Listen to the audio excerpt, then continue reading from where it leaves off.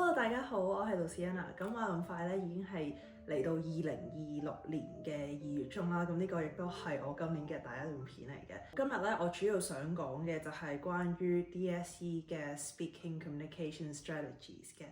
咁因為下個月就已經係考 speaking 嘅月份啦，今次嘅 approach 咧同我之前嘅片就有少少唔同嘅。咁我係想用一個 real exam 啦 ，which is 係上年2025年嘅 speaking exam 喺 HKEAA 都有得揾到嘅。可能你會有以下呢幾個問題啦，就係可能你回應嘅時候會話 I can see your points 啦。或者 I'm sorry but I disagree with what you said。咁可能呢啲都係一啲比較唔理想嘅回應啦。但係點解咧考評局每年都寫呢啲 comments， 但係咁多人都繼續犯錯咧？我呢段片咧嘅 focus 就會擺翻喺透過呢啲錯誤示範，我哋可以點樣去 improve 自己嘅回應啦。咁個版權都係歸 HKEAA 所有嘅。咁條題目咧就係 You are members of the organising committee for Self-Care Month at your school. You are meeting to discuss this. You may want to talk about whether Hong Kong students are aware of the importance of self-care, activities to organise during the Self-Care Month, and ways to encourage students to take part in self-care activities.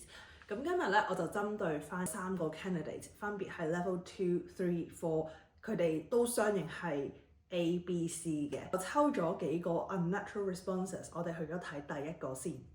I mean, they have to suitably control their emotions so that they can perform the best in their exams. And I think that, in my observation, most of the Hong Kong students can do this very well. And maybe some of them may suffering from some depression, and they may lost control on their emotions, but I think, in my observation, most of them are controlling very well.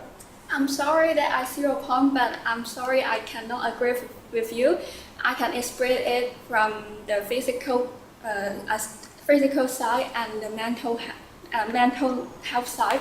唔知你哋啱啱聽完呢一個 excerpt 有啲乜嘢嘅睇法咧？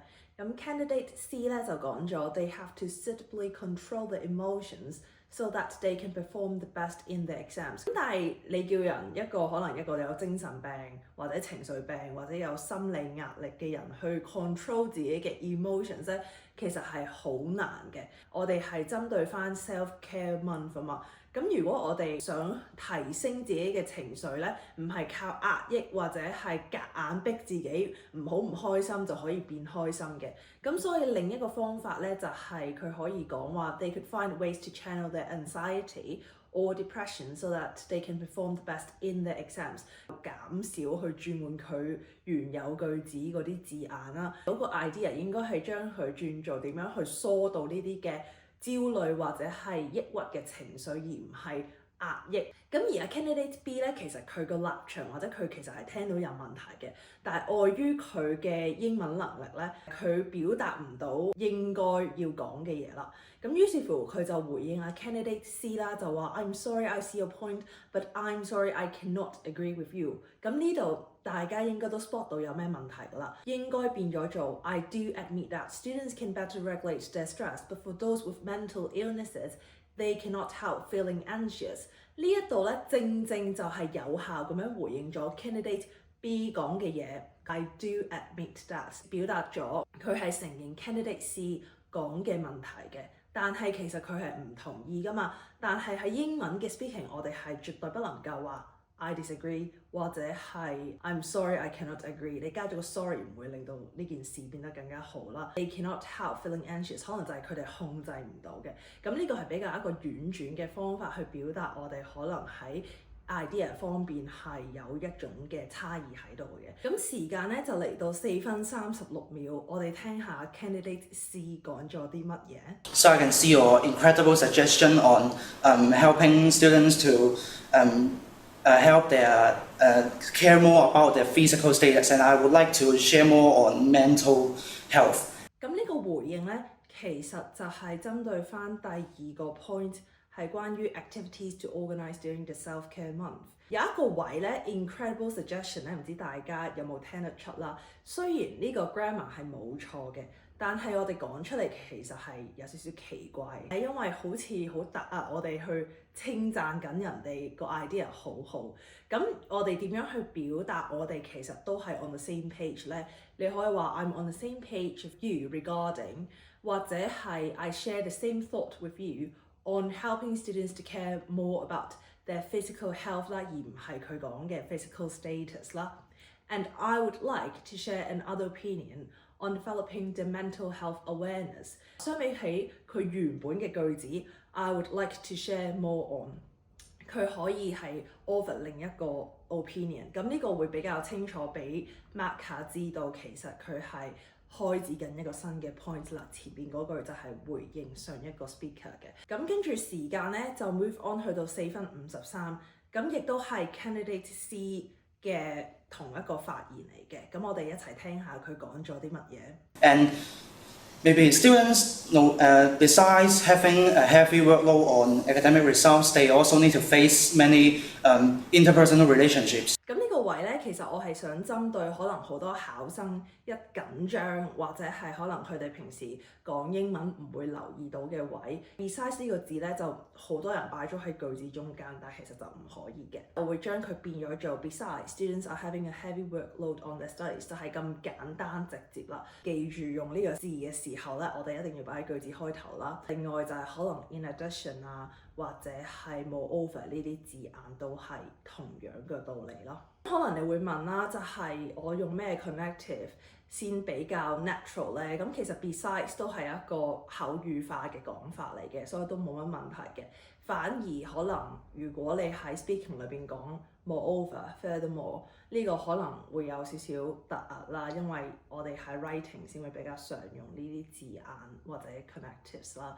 咁如果你係想比較 natural 少少嘅咧，可以話 I would like to add on to your idea regarding 乜乜乜，跟住之後再講 I also do think。咁其實你就已經係表達咗你係 add on to the previous idea of another candidate 咁樣嘅意思咯，唔需要話係用到好複雜啊，或者拋書包要講啲咩複雜字眼嘅。其實我哋呢一句已經係好 natural 咁樣去就住上一個人講嘅嘢去再補充説明咯。咁時間咧就去到6:40啦，亦都係呢一個 group discussion 嘅尾聲啦，因為成個 group discussion 係得8分鐘嘅啫。咁我哋翻去睇一個 candidate A 嘅 response 啦。 0 point. And we not only say to social worker, we have a friend, we can keep the friendship and checking in with our families. 一緊張嘅時候咧就會話 I see your point， 但係其實呢一個係有少少你想表達唔滿意嘅時候，或者你想表達一個分歧嘅時候先會講 I see your point， 但係其實我唔係好同意。你可以話 I do see why， 咁你係肯定咗人哋講嘅嘢，而唔係好似想否定咁樣嘅語氣啦。I do see why we have to seek help from social workers，but counting on our friends is equally important。我哋喺一句裏邊已經回應咗 previous candidate， 亦都開展自己新嘅 points 啦，可以幫我哋減省咗唔少時間咯。如果你詳細睇段片咧 ，candidate A 其實咧係用咗頗長嘅時間，但係講嘅嘢冇乜重點嘅。好多時候就係可能改一改你用嘅 phrases 啦，唔係話要用啲好複雜嘅字啦。因為我成日都想強調一點就係考英文無論係乜嘢卷，唔係話你去死記硬背一堆字嘅。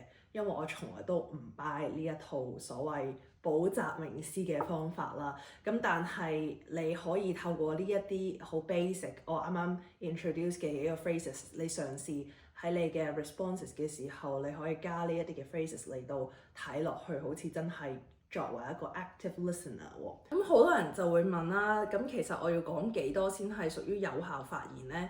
咁當然，如果我用 candidate A 嘅語速或者佢嘅 hesitation 嘅時間嚟到衡量呢，其實佢嘅發言時間通常都係有40秒左右嘅，但係裏邊當中又有幾多個字係我哋真係聽得明，或者係真係有意思嘅呢？咁所以呢樣嘢其實都係我哋要 take into account 咯，即係你要就翻自己嘅能力去到衡量自己嗰個時間。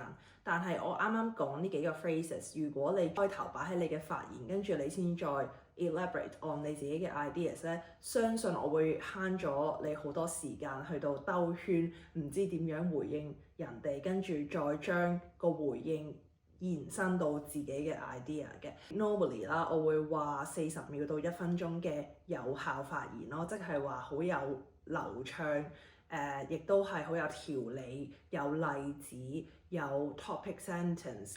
有清楚嘅 point， 咁其實呢啲好多唔同嘅 factors， 我哋都要 count 入去我哋嘅所謂有效發言嘅。咁所以如果你冇信心嘅話咧，我會認為可能30到40秒係一個比較穩陣，亦都係可以 validate 到你自己嘅 point 嘅一個時間咯。咁但係如果你係短過呢個時間咧，咁可能你要諗辦法，可唔可以加多個例子，或者可能加多一啲嘅 elaboration， 令到你自己嘅 point 係更加言之有力嘅。